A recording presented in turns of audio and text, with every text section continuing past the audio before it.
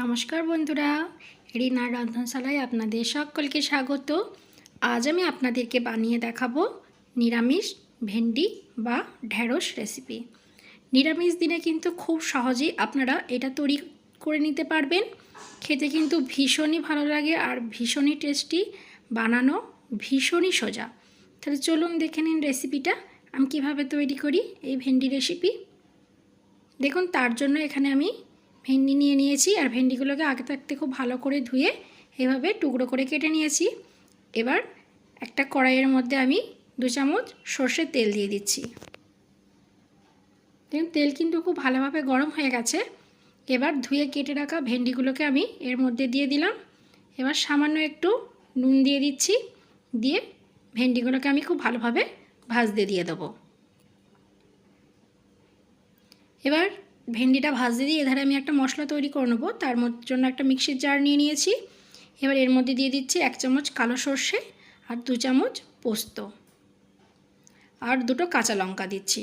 ঝালটা আপনারা আপনাদের পছন্দ মতো দিয়ে নেবেন। দিয়ে একটা মিহি পেস্ট দেখুন আমি তৈরি করে নিয়েছি। এবার মশলাটাকে একপাশে রেখে দেবো। আর এধারে দেখুন মশলা করতে করতে আমার ভেন্ডিগুলোও কিন্তু খুব ভালোভাবে ভাজা হয়ে গেছে। ভেন্ডির মধ্যে কিন্তু আর কোনোরকম স্লিপারি একটা ব্যাপার নেই, খুব ভালোভাবে ভেজে নিতে হবে ভেন্ডিগুলোকে। এবার ভেন্ডি তুলে নিয়েছি। ওই কড়াইয়ের মধ্যে আমি আরও 2 চামচ সর্ষের তেল দিয়ে দিলাম। দিয়ে দেখুন তেলটা কিন্তু খুব ভালোভাবে গরম হয়ে গেছে। এবার যে মশলাটা আমি বেটে রেখেছিলাম সেইটা দিয়ে দিলাম, একটু নাড়িয়ে চাড়িয়ে দিচ্ছি। এবার যে মিক্সির বাটিটা আছে সেটা একটু ধুয়ে জল দিয়ে দিলাম। দিয়ে এবার এর মধ্যে আমি কিছু মশলা অ্যাড করে দেবো।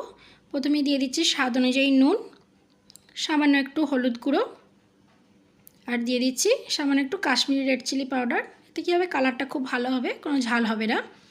এবার খুব ভালো করে নাড়িয়ে চাড়িয়ে দিয়ে মশলাটাকে কিন্তু খুব ভালোভাবে আমি কষিয়ে নেব। দেখুন গ্যাসের ফ্লেমটা লো টু মিডিয়ামে রেখে মিনিট 3 সময় নিয়ে মশলাটাকে খুব ভালোভাবে কষিয়ে নিয়েছি। এর উপর দিয়ে তেল ছেড়ে গেছে। এবার ভেজে রাখা ভেন্ডিগুলো আমি দিয়ে মশলার সঙ্গে কিন্তু খুব ভালোভাবে মিশিয়ে নেব। দেখুন মশলার সঙ্গে কিন্তু খুব ভালোভাবে মিশিয়ে নেওয়া হয়ে গেছে।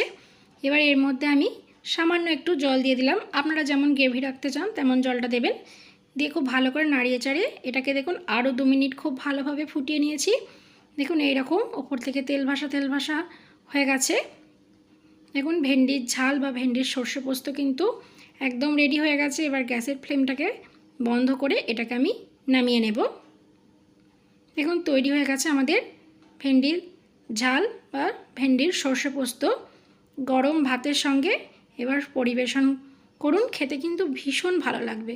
শুধু ভাত কেন, রুটির সঙ্গেও আপনারা এটা পরিবেশন করতে পারেন। তো বন্ধুরা, আমার এই রেসিপিটা কেমন লাগলো কমেন্টে কিন্তু অবশ্যই জানাবেন। আর ভিডিওটা ভালো লাগলে একটা লাইক করে চ্যানেলটাকে সাবস্ক্রাইব করে দেবেন। আজকের মতন এই পর্যন্তই। ভালো থাকবেন, সুস্থ থাকবেন। ধন্যবাদ।